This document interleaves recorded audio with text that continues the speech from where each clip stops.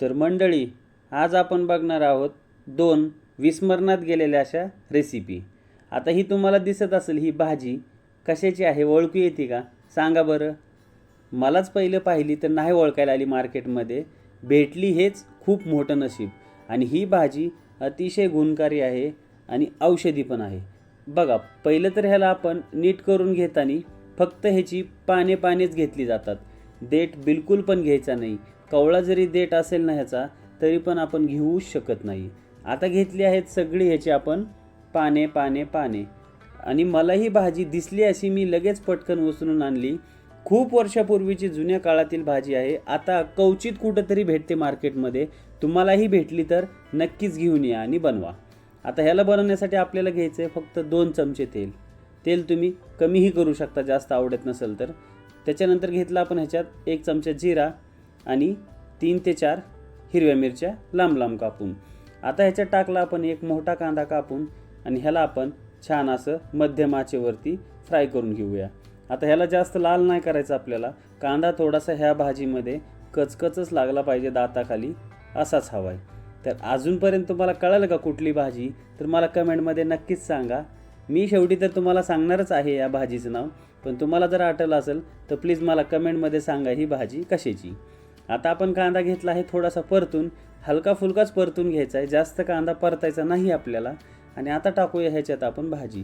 आता तुम्हाला ही कढईमध्ये ढीगभर दिसती, पण बघा शिजल्यानंतर थोडीशीच होती आणि खूप चिकट भाजी आणि मस्त ही भाजी होती बघा तुम्ही. आता ह्याच्यात टाकलं आपण चवीनुसार मीठ आणि मीठ टाकून ह्याला आपण मध्यम आचेवरतीच हलवून घ्यायचे. चला तर मग आठवलं असेल तर प्लीज मंडळी सांगा मला कमेंटमध्ये नाव तुम्ही. आता ह्याला आपण मध्यम आचेवरती 2 ते 3 मिनिट जसं आपण शिजवून घेऊ ना. बघा ही भाजी आता किती कमी झाली आहे. आता अजून थोडं पाणी आहे ह्याच्यामध्ये, पण ह्याला आपण थोडंसं शिजवलं की सगळं पाणी निघून जाईल. आणि ही ड्राय आणि खूप आंबट असते भाजी. खूप म्हणजे खूप आंबट, पण अतिशय गुणकारी म्हणजे केस गळतीवरती, गुडघेदुखीवरती ही एवढी चिकट असते. त्यामुळं आपले जेवढे जॉईंट असतात त्याला मस्त असं ऑइल भेटतं. तर चला बघा, बनवायला पण 2च मिनटात तयार होते आणि खायला पण अतिशय गुणकारी भाजी आपली तयार झाली आहे. ही आहे आंबाड्याची भाजी. आता आपण बघूया दुसरी रेसिपी.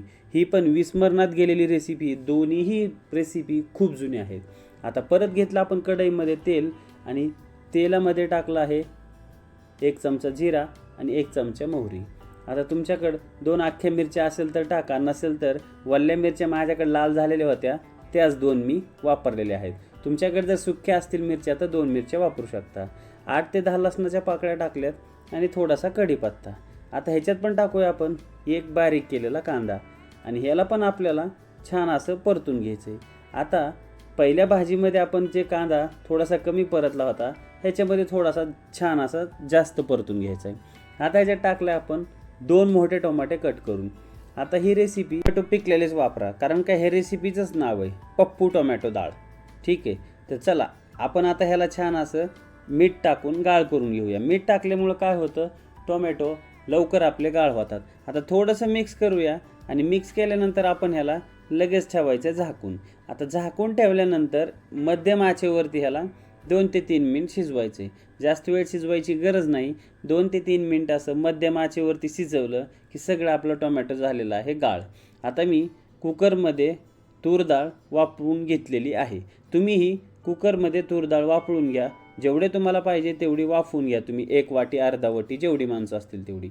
आता ह्याच्यात टाकूया आपण अर्धा चमचा हळद, 1 चमचा लाल मिरची पावडर, अर्धा चमचा गरम मसाला आणि थोडासा कांदा लसूण मसाला. मसाले तुमच्या आवडीने तुम्ही कमी जास्त करू शकता, असं काही नाही आहे. चला तर मग आता ह्याला आपण मस्त असं मिक्स करून घेऊया. आणि जास्त तडका जसा आपण बनवतो तडकेवाले डाळ तसं नाही. ह्याला थोडंसं मिक्स झालं की लगेच टाकली आहे मी ह्याच्यामध्ये डाळ. मी ही 2 माणसासाठी बनवली आहे. 1 वाटी डाळ बघा कशी मस्त छान तयार झालेली आहे. आता काय करायचं आपल्याला, परत डाळ टाकल्यानंतर 1 ते 2 मिनिट ह्याला असंच शिजवायचे. आता थोडासा कलर यायला लागला की लगेच आपण ह्याच्यात टाकून घेऊया हिरवी मैना. हिरवी मैन्याशिवाय तर टेस्ट नाहीच कुठल्याच रेसिपीला. आणि हिरवी मैना टाकल्यानंतर पण आपण 1 मिनिट फक्त मध्यम आचेवरती हिला परत 1 मिनिट असं फ्राय करून घेऊया. बघा कसा मस्त कलर आला आहे आणि आपली झाली आहे पप्पू टोमॅटो डाळ. ही मस्त तयार आहे एकदम. खायला आंबट तिखट, मस्त अशी छान लागते. तुम्हाला गोड हवे असेल तर तुम्ही ह्याच्यामध्ये एक अर्धा चमचा साखरही वापरू शकता.